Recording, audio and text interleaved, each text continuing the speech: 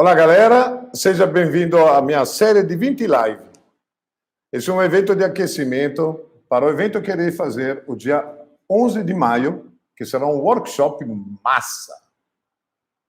Massa mesmo, aonde vocês aprenderão de zero a ser um chefe completo.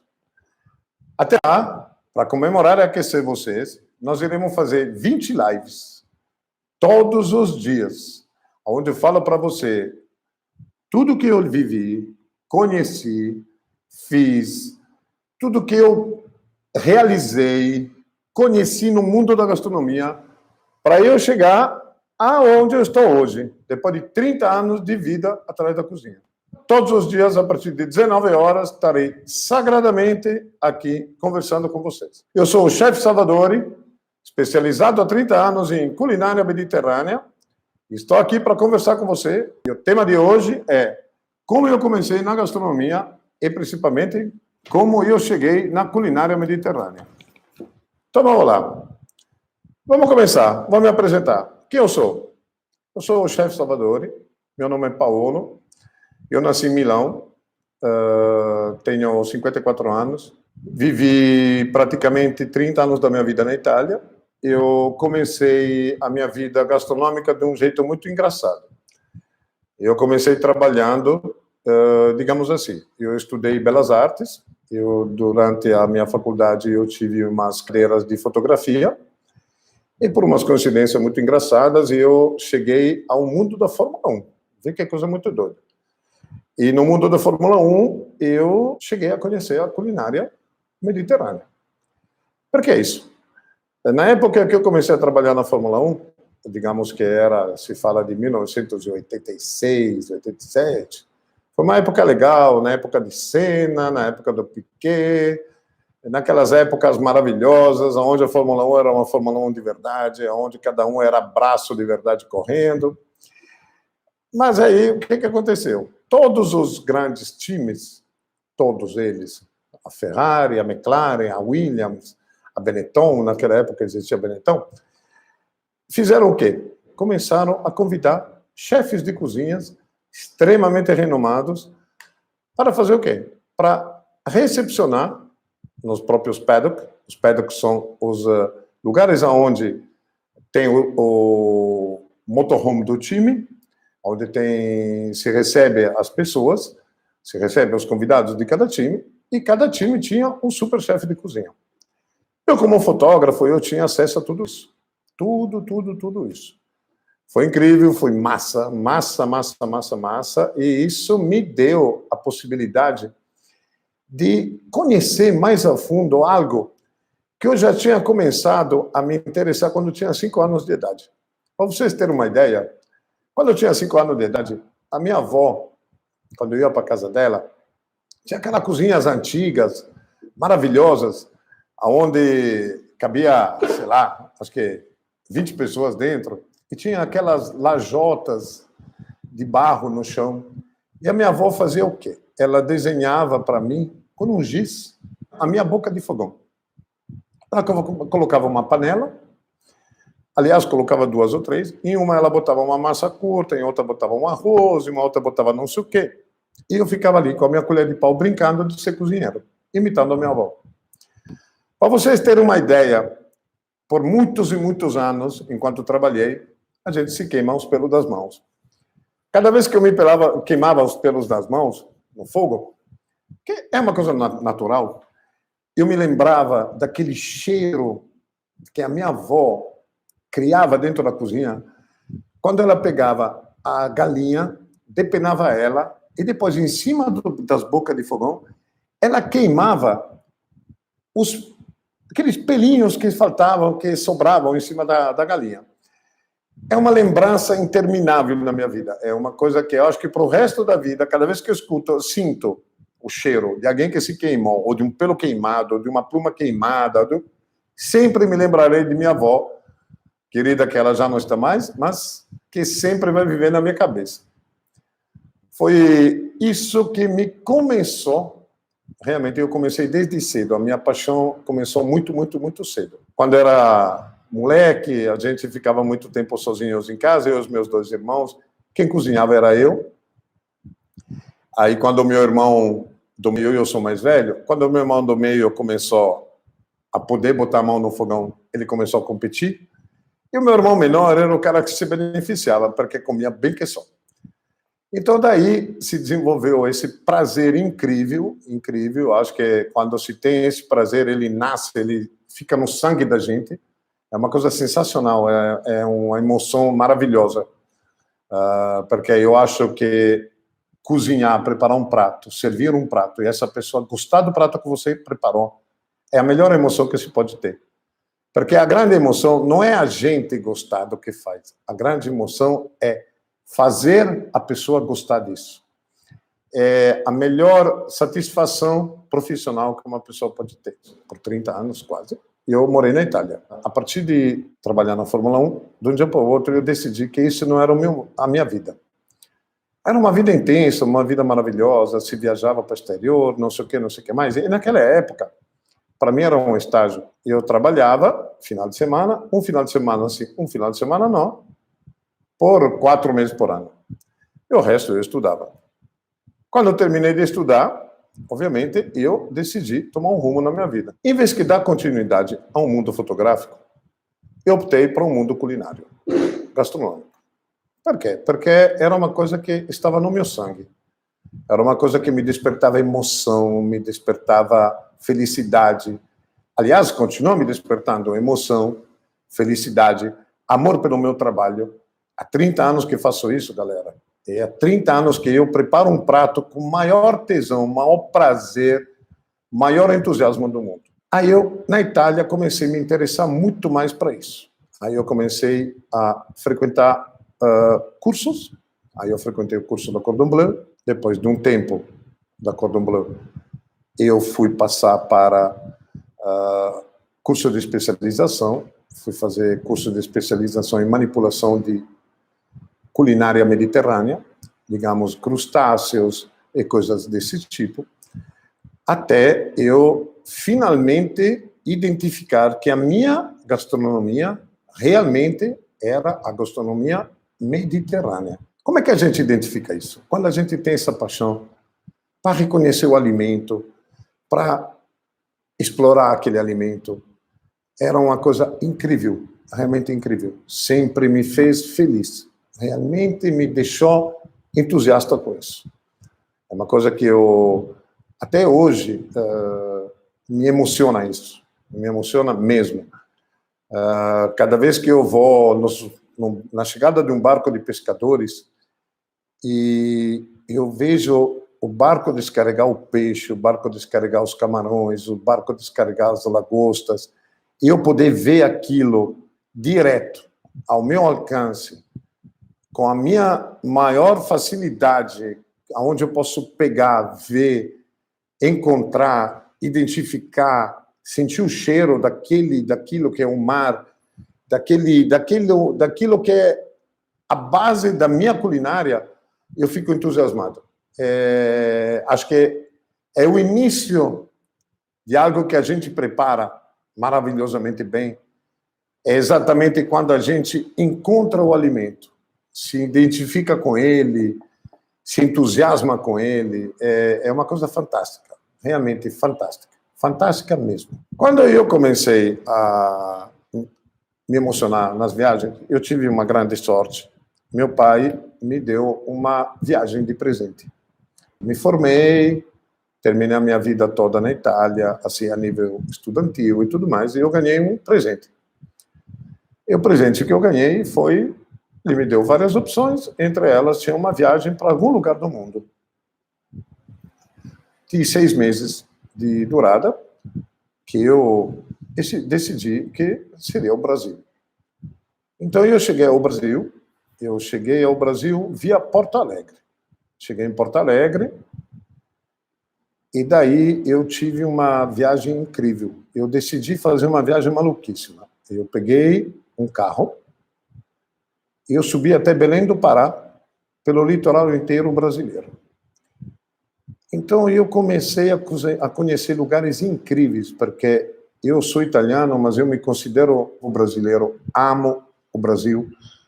amo a culinária brasileira, amo a variedade de ingredientes que essa culinária brasileira nos oferece, amo a possibilidade de a gente poder se identificar com ela, e por incrível que se pareça, a culinária mediterrânea, ela muito pouco se afasta dessa culinária incrível e desse alimento incrível que o Brasil nos oferece. Então, o que eu fiz? Quando eu vim para o Brasil, 6 meses depois, eu tive que voltar. Enquanto eu voltei, obviamente, passou um mês, eu disse para o meu pai, eu quero voltar para o Brasil. Eu me lembro perfeitamente, foi em junho. Em junho, eu retornei ao Brasil. Retornei ao Brasil, eu me identifiquei tanto com ele que eu fiz toda uma coisa incrível para eu conseguir viver aqui. Então, eu fiz toda a documentação e hoje tenho uma permanência definitiva nesse país. Naquela época foi uma trafila burocrática impressionante, era uma dificuldade danada conseguir ter a permissão de residir no Brasil, mas eu, finalmente, em 1990, consegui o meu documento rosa, que é a minha carteira de identidade, que tenho até hoje, que é o documento de identidade de estrangeiro, e que me fez com que eu virei um italiano brasileiro. A partir daí, eu parti por uma caminhada incrível. Foi uma caminhada sensacional, até hoje é uma caminhada incrível, maravilhosa, sensacional, que me fez começar a trabalhar da estaca 1, porque a estaca 0 eu comecei na Itália, onde eu comecei fazendo estágios, onde eu comecei aprendendo cada vez mais a me integrar e a me inteirar com a culinária que eu mais me identificava. E quando eu cheguei no Brasil, finalmente, eu tive a honra de poder montar o meu primeiro restaurante dentro de uma pousada. Essa pousada em Santa Catarina, na Praia do Rosa. E aí, a partir daí, eu comecei a fazer um restaurantezinho com 6 pratos. Eu me lembro que o prato que mais bombava era o espaguete de camarão, espaguete de frutos do mar e espaguete alla bolognese. No Brasil, naquela época, não existia a massa importada da Itália. Então era engraçadíssimo, porque na minha mala, era uma coisa muito doida, a minha mala era cheia de uma massa italiana, eu não vou fazer a propaganda hoje, mas uma massa de caixa azul, era só espaguete. E aí eu fazia essa massa de grano duro, e ela ficava incrível, frente às pessoas que gostavam de comer comida italiana. Por quê? Porque eram pessoas que frequentavam essa praia, eram pessoas que viajavam, que curtiam passear, essa coisa toda. Então, elas gostavam muito de se alimentar com esse tipo de pratos que normalmente se encontram só na Itália. Isso se fala de muitos anos atrás. A partir daí, eu comecei uma caminhada longuíssima. Eu tive realmente muitos restaurantes. Eu tive mais de 20 restaurantes. Eles, graças a Deus e graças ao trabalho da gente, foram sempre muito bem-sucedidos. Não sei se foi sorte, não sei se foi a hora certa, não sei se foi o produto, não sei se foi eu. E eu acho que, na minha cabeça, foi tudo isso. Mas foi uma coisa muito emocionante, muito legal. O Brasil me deu a possibilidade de conhecer pessoas fantásticas, tive companheiras fantásticas, tive uma vida incrível, eu tive emoções incríveis, conheci amigos que vou levar para o resto da vida. E criei uma experiência de vida fantástica a nível culinário e gastronômico. Eu praticamente comecei a minha grande caminhada de restaurante com um restaurante que se chamava Tailharim, na Praia do Rosa. Ele era um restaurante que era onde teve um restaurante tailandês. Então a casa era uma casa tailandesa, com o perfil tailandês, com o projeto tailandês, é onde eu decidi colocar um restaurante italiano. Daí esse nome, Talharim, de talharim. Esse restaurante foi um maior sucesso. Para vocês terem uma ideia, foi um dos primeiríssimos, pioneiríssimos restaurantes no Brasil a vender ostras frescas. Porque em Santa Catarina foi um dos grandíssimos pioneiros na América Latina em criar ostras frescas em cativeiro. Aí o restaurante foi tão bom, e era um restaurante estacional, né? Porque a Praia do Rosa, e como todas as praias do sul do Brasil, são praias estacionais, né? Porque lá tem inverno, então, infelizmente, a coisa não funciona 12 meses por ano. E a partir daí, eu comecei, fui convidado para montar um restaurante em Florianópolis. Esse restaurante tinha um nome, assim, engraçadíssimo. Era a Casa de Massas. Foi, assim, muito engraçado isso, porque a Casa de Massa ficou um restaurante incrível. Incrível. Aí eu montei mais 2 restaurantes em Florianópolis. Isso começou a ficar de um volume monumental, mas, ao mesmo tempo, esse volume monumental era ainda boa parte estacional. O único restaurante que realmente funcionava 12 meses por ano era um restaurante no centro da cidade de Florianópolis, porque os outros eram nas praias. Na Praia de Jurerê, na Praia de Jurerê Internacional. Aí, por umas coincidências, por uma série de situações, 10 anos depois, eu decidi me mudar para o Rio Grande do Sul. Por que isso? Porque conheci uma pessoa que me cativou, aí eu investi num empreendimento que foi um grandíssimo desafio para mim, era um desafio mesmo, era um empreendimento na beira de um rio, que tem na cidade de Porto Alegre, dentro de uma marina, onde essa marina é onde tem barcos e tudo mais. Eu montei um restaurantezinho no lugar chamado Ilha das Flores, numa marina chamada Marina da Conga. É onde eu tenho uma irmandade com os proprietários desse lugar até hoje, é onde a gente teve uma das mais belas emoções da minha vida, que foi, assim, foi levar adiante coisas incríveis, e é onde eu montei um restaurante que era uma coisa simpática, pequenininha, que se transformou numa coisa incrível, incrível. Vocês terem uma ideia, tinha barco fazendo fila para eu preparar comida para os barcos levar para os barcos. Era uma coisa assim, foi deslumbrante, foi emocionante mesmo. Para mim foi uma coisa incrível, realmente a palavra incrível é o que eu posso mais dizer. E aí o que eu fiz? Aí eu fui convidado para montar um restaurante em Porto Alegre, cidade. Quero abrir uma parêntese que eu dou muito valor. Essa marina, esse lugar, me propiciou uma das maiores felicidades da minha vida. Eu conheci a mãe da minha filha, eu conheci uma pessoa incrível,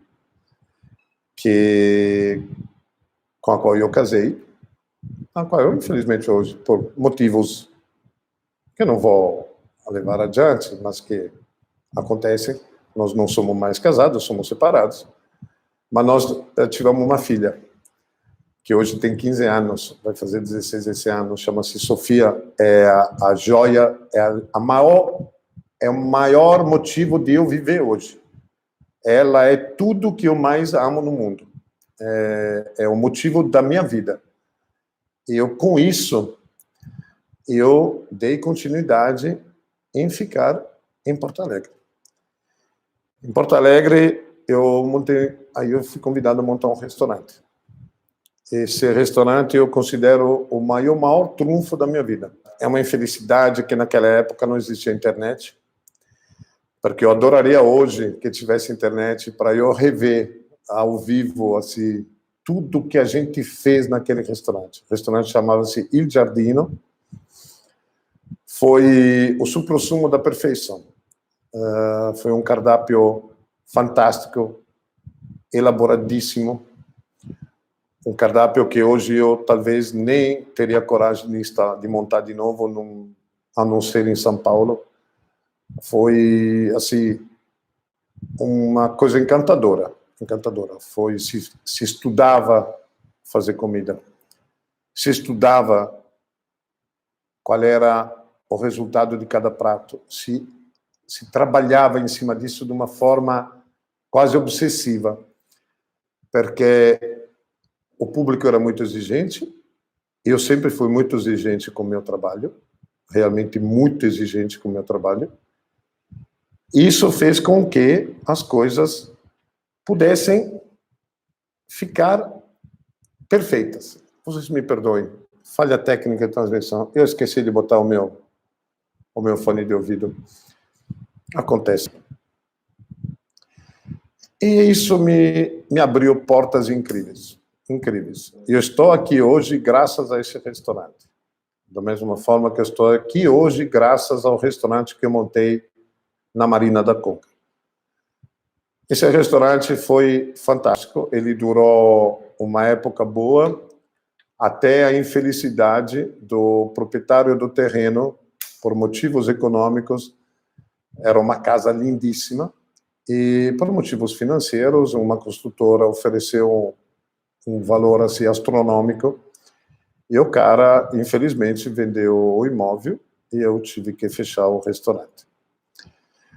Mas esse restaurante me abriu portas incríveis, tanto que outros dos meus grandes trunfos foi criar e inaugurar e viver esse restaurante que eu vivo emocionalmente e mentalmente até hoje, na cidade de Gramado. A cidade de Gramado é um dos maiores polos turísticos do Brasil, e é um restaurante que é numa localização incrível, numa situação assim, digamos, logística fantástica.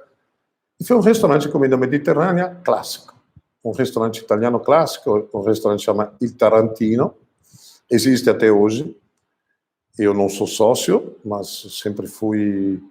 Até hoje, se me chamarem para eu ir lá e dar uma renovada no cardápio, irei correndo, porque para mim aquilo é parte do meu coração. Foi uma coisa, realmente foi uma realização pessoal incrível.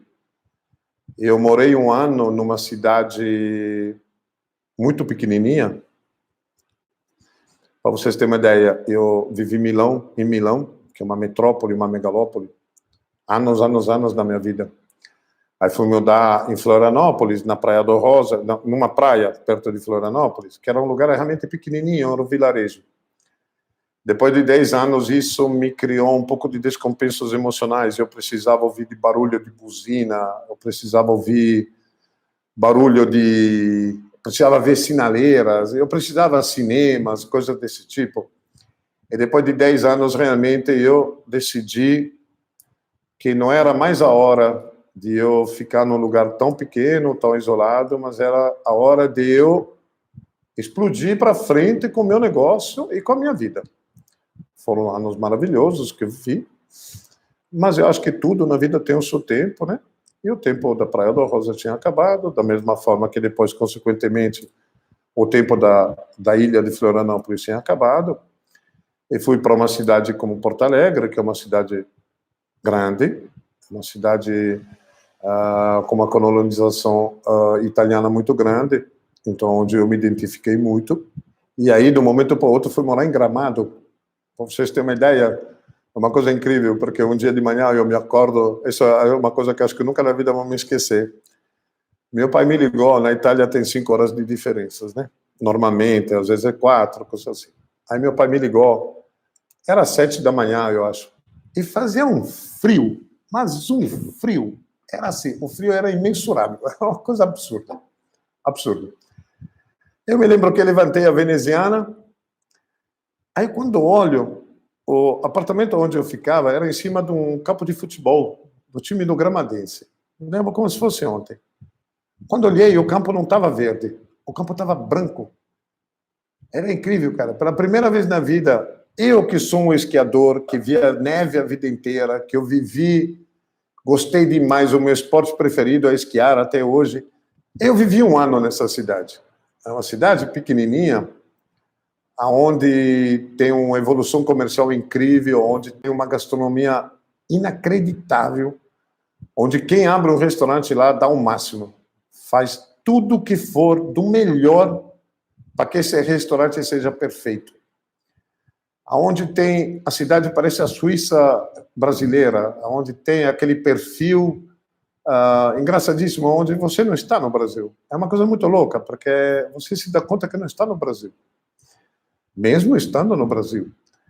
E é onde construímos da estaca zero. Era um terreno baldio, e a gente construiu esse restaurante. O projeto já existia, um projeto incrível, um projeto realmente bonito, bonito, bonito, e onde foi feito um cardápio fantástico.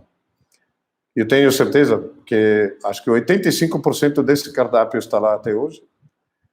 Tinha um sous-chefe que trabalhava comigo, eu fui o chefe consultor, e tinha um chefe que trabalhava comigo, que hoje, acho que até hoje deve ser o chefe desse restaurante, é uma pessoa sensacional. E assim a minha vida foi adiante, foi adiante. Vocês têm que entender uma coisa, a cozinha cria vínculos eternos, eternos. Você vive na cozinha de um jeito, você vive mais tempo com o seu sous-chefe, os seus funcionários, os seus garçons, o seu maître, o seu sócio, do que com a sua própria mulher, o seu próprio homem, seu próprio companheiro, sua própria companheira. Muito mais no meu trabalho do que com minha própria filha. Isso criou coisas incríveis, mas também despertou mais curiosidades ainda. Quando você vira assim uma pessoa muito conhecida no mercado, você consegue receber ofertas interessantes, propostas maravilhosas, e essas propostas você vai analisando cada vez mais, cada vez mais. E aí a minha vida em Porto Alegre estava assim no auge, e eu decidi vender o restaurante, tive que fechar, o outro decidi vender. Isso foi uma coisa muito boa para mim, como todas as vezes que eu fiz negociações em Santa Catarina, eu vendi os restaurantes para pessoas que me ofereceram valores interessantíssimos, porque naquela época o mundo era outro, né? Tem que se falar isso, ou não era o mundo de hoje. Isso me abriu possibilidades interessantíssimas, e a minha vida que eu levei foi se indo, até eu um dia decidi me mudar para um lugar que eu sempre quis. Na verdade, eu sempre quis morar no Nordeste. Por que morar no Nordeste? Porque o Nordeste tem 12 meses de sol. Porque o Nordeste tem praias paradisíacas. Porque o Nordeste tem uma das culinárias mais fantásticas do mundo. O Nordeste é um poço de temperos incríveis. O Nordeste é um lugar fantástico a nível de povo. O nordestino é uma pessoa fantástica. Eu já ouvi besteiras incríveis ao longo da vida, que o nordestino é um preguiçoso, que o nordestino não é um profissional reconhecido. Eu não sei, mas para mim o nordestino é um dos maiores trabalhadores que eu já conheci na minha vida. O nordestino, para mim, é um dos povos mais fantásticos que eu já conheci na vida. A culinária nordestina, por incrível que se pareça, me relembra demais a culinária do interior da Itália. Eu moro em Recife e a comida pernambucana é fantástica. Se existe palavra melhor para se dizer, eu não conheço. Os ingredientes que se usam são os ingredientes que se usam na Itália. Aqui se faz o chambaril, na Itália se faz o ossobuco. Aqui se faz a rabada, na Itália se faz a rabada. Aqui se faz o mocotó, na Itália se faz o mocotó. Se isso chegou ao Brasil pela colonização italiana, ou por sei lá quem, eu não sei, mas que está no Brasil enradicado, No sul do Brasil se faz o mocotó, no sul do Brasil se faz a rabada, no sul do Brasil se faz todas as comidas que se comem no interior. Ou seja, por que isso? Porque o mundo, na verdade, a nível gastronômico, ele é um mundo só. As coisas depois se modificam pouco a pouco, quando as pessoas se especializam e decidem explorar, mediante conhecimento, mediante maluquice, mediante fantasias gastronômicas, decidem modificar o que eles fazem. É uma coisa fantástica. Por que os meus restaurantes viraram um sucesso? Exatamente por isso. Porque eu consegui transmitir essa minha ideologia gastronômica ao brasileiro. Eu consegui dar o prazer ao paladar brasileiro numa comida italiana.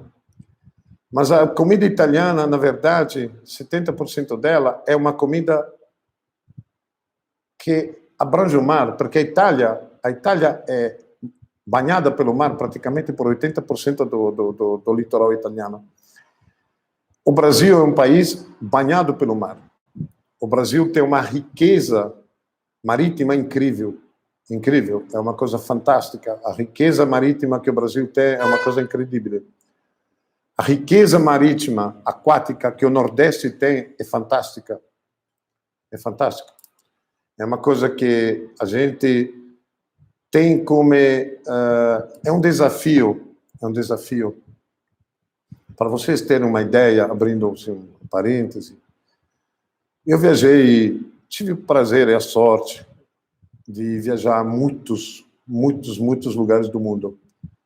Vocês têm uma ideia, eu toquei... Claro que eu tenho a vantagem de ter morado na Europa, né? Então, na Europa, só a Europa tem mais de 30, 40 países.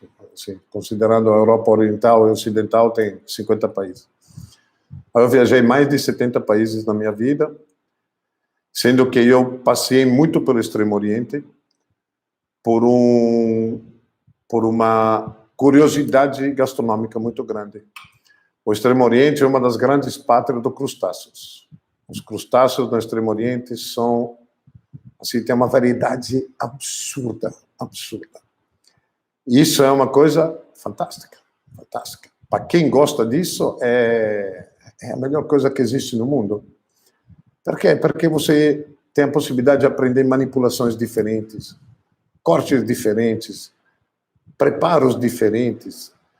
Lá existem a quantidade de camarões que existem, a quantidade de cores de camarão que existem, é uma coisa absurda. Tem mais de 20. As lagostas que existem lá, são vários tipos de lagostas. Os peixes que existem lá, são vários, inúmeros. E o tipo de manipulação, o tipo de corte, o tipo de tudo que eles fazem, é fascinante. Os próprios cortes dos vegetais são fascinantes, realmente fascinantes. Tudo isso que eu fiz foi o quê? Assimilar informações, acumular conhecimento, acumular a visão das coisas de uma forma diferente. E tentar fazer o quê? Fazer exatamente o que eu falei antes. Tentar renovar as coisas que eu fazia. Foi sensacional isso. É sensacional até hoje. O que eu preparo hoje é o resumo de 30 anos de vida. Eu hoje tenho um projeto, que é um projeto Quarentena, no meu canal que eu tenho no Telegram, que é uma coisa massa, onde todos os dias eu tento ajudar as pessoas que estão em casa, que nem eu, hibernados dentro de casa, que pelo jeito vão ter que ficar hibernados um bocado de tempo ainda, a curtir a culinária. E ao mesmo tempo, eu sou o quê? Eu sou um chefe de cozinha. E como tal, eu tenho, hoje, a minha missão é transmitir a vocês que querem virar cozinheiros, que querem virar chefe de cozinha, que já são chefe de cozinha, querem ampliar o próprio conhecimento, a entender melhor como as coisas podem acontecer. Estamos num momento terrível, estamos numa situação complicadíssima, estamos no meio de uma pandemia desgraçada. Isso está fazendo as coisas acontecer. Eu, enquanto era chefe de cozinha dos meus restaurantes, eu sempre gostei de atender um tipo de público muito interessante. E eu, quando vim para Recife, a primeira coisa que eu fiz em Recife não foi montar um restaurante. Eu, em Recife, tive 4 restaurantes fantásticos, todos eles fantásticos. Fantásticos. Foram os restaurantes incríveis. Foram a Casa do Mar, foi o La Playa, foi o Riso e foi o Mar. Com sócios maravilhosos. A gente, por motivos alheios, às vezes, à minha vontade, a gente teve que ou vender ou fechar. Mas isso, em compensação, é uma coisa muito louca. A primeira coisa que fiz em Recife foi ser personal chef. Por quê? Eu conheci pessoas que conheciam o meu trabalho de outros lugares, conheciam o meu trabalho ou de Santa Catarina, ou do Rio Grande do Sul, do meu nome, do meu renome e da minha qualidade de produto. Eu comecei a preparar comidas na casa deles. Mas como? No início foi muito engraçado. Eram pessoas que queriam aprender a cozinhar melhor do que elas achavam que sabiam. Então fizemos o quê? Montamos uma turma de 4 casais e cada vez foi criados 4 menus completos. E eu comecei a dar aula e ensinar eles em loco na residência deles a como cozinhar aquele menu. Um menu sofisticado, não era nada fácil, não era um menu mais simples do mundo, que abrangia 2 entradas, um primo piatto, uma opção de segundo primo piatto, um segundo piatto, com acompanhamento, com a sobremesa, harmonização. Foi interessantíssimo, foi interessantíssimo. Isso me abriu portas para virar um personal chef. Por que isso? Porque de um momento para o outro, a pessoa ou as pessoas a qual eu estava ensinando, estavam dizendo assim: olhe, além de eu ter aprendido coisas maravilhosas, eu contratei o chefe, Salvadori, para preparar um jantar para mim. Era o aniversário da minha mulher, e eu quis fazer o quê? Quis dar de presente um jantar maravilhoso em casa, em vez que no restaurante. Então, quando eu vi, eu estava na casa dessa pessoa, preparando um jantar para 14 pessoas, que foi um jantar incrível, onde eu cheguei com a minha estrutura, que é uma estrutura portátil, de fácil montagem, limpa, simples e de fácil trabalho. Montei a minha cozinha dentro da cozinha do proprietário, da residência, e preparei um jantar maravilhoso. E foi engraçado, porque isso virou uma bola de neve. Isso começou a crescer assim, de uma forma até assustadora. Porque eu tinha compromissos no meu restaurante e eu tinha que mantê-los honrados. Então eu não podia me ausentar sempre do meu restaurante para eu preparar um jantar na sexta-feira ou preparar um almoço no sábado. Então eu tive que começar a me organizar, criar uma estrutura pela qual eu poderia fazer isso acontecer sempre. Isso foi uma coisa que veio adiante, foi adiante, cada vez mais. Até hoje eu preparo jantares a domicílio. É uma coisa que, até hoje não, né? Porque hoje eu não posso sair de casa e ninguém vai poder receber ninguém em casa. Mas até pouco tempo atrás, isso estava acontecendo. E tenho certeza que quando essa pandemia terminar, a coisa irá para frente, talvez, também novamente. E eu descobri que isso é uma profissão interessantíssima. realmente eu descobri que essa é uma profissão mais atraente, inclusive, do que seria o próprio restaurante. É uma coisa que hoje me desperta prazer. Por quê? Porque eu não preciso mais ficar atrás de um fogão 200 horas por semana. Eu não preciso ser dono do meu restaurante, porque ser dono de um restaurante também dá dor de cabeça, também dá preocupações, também faz com que você não fique em casa. Isso é uma coisa que, às vezes, pode criar um afastamento da sua família. Isso cria situações desgastantes, mesmo que dê satisfações incríveis e dê lucros interessantíssimos. Mas é uma vida... Eu tenho 54 anos hoje e eu opto para ter uma vida mais tranquila. E hoje eu descobri que, assim, tendencialmente, o trabalho de personal chef é o que está vindo a acontecer cada vez mais. Isso é interessantíssimo. Por quê? Por que falou isso?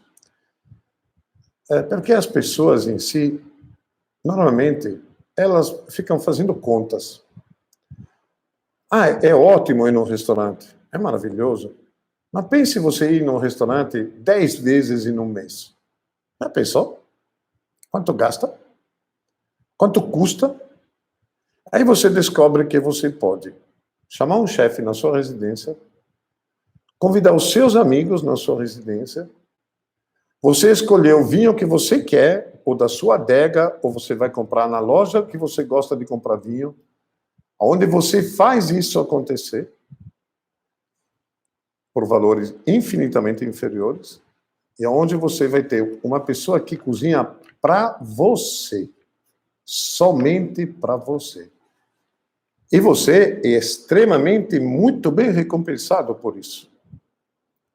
Para vocês terem uma ideia, o mundo do personal chef hoje, ele está crescendo de uma forma tão boa e tão grande e tão intensa, que no Rio de Janeiro, por exemplo, já existem sites que oferecem personal chef com várias opções de culinária, preço e tudo mais. Em São Paulo também, no sul do Brasil também, no Nordeste já está conseguindo começar a mesma coisa. Por quê? Porque cozinhar a domicílio hoje é uma coisa fantástica. Você exerce o seu conhecimento, a sua capacidade para um grupo de pessoas que são amantes da culinária, da gastronomia, do seu nicho de gastronomia. Claro que eu não vou ser personal chef de comida oriental. Eu sou personal chef de culinária mediterrânea. Porque eu sou chefe de cozinha há 30 anos desse nicho de culinária, de gastronomia, que eu escolhi e onde eu me aprofundi consideravelmente. Eu não sou ninguém para falar isso, mas muito pouca gente tem mais de 30 anos de experiência de culinária mediterrânea atrás dos fogões. É complicado isso. É uma coisa, assim, é muitos anos de trabalho, é muitos anos de vida atrás dos fogões, é muita experiência que a gente acumula, é muita informação que a gente adquire, é muito conhecimento que a gente cria com si mesmo. Então, a tendência hoje é as pessoas, principalmente depois disso que está acontecendo, começar a entender melhor como funciona a vida.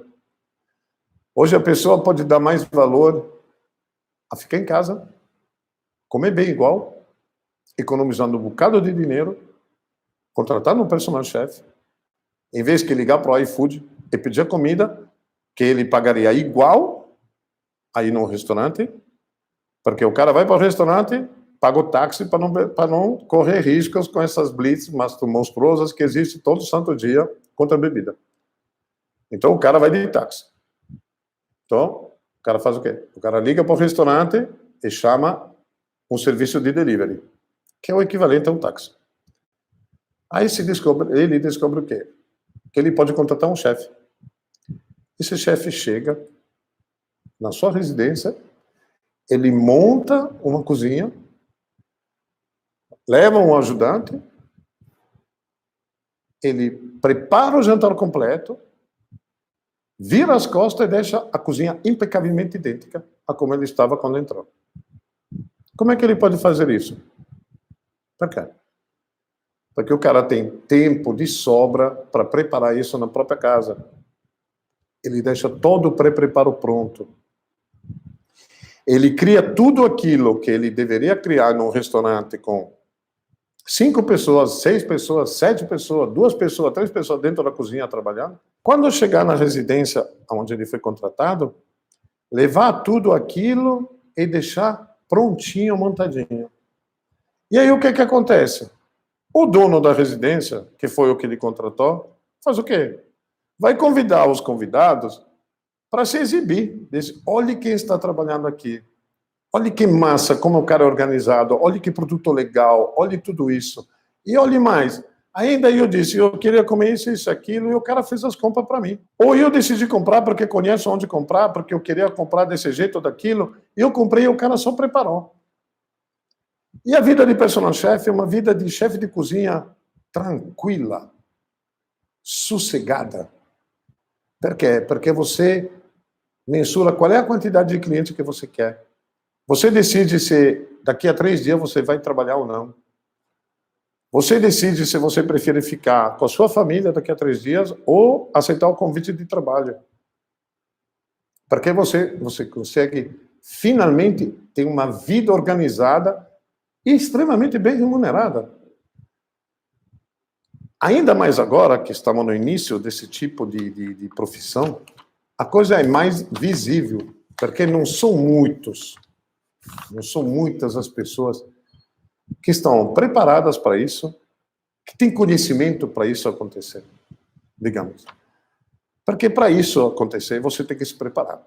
Você, para poder se destacar nesse mercado emergente, você tem que focar nisso e fazer com que isso seja perfeito.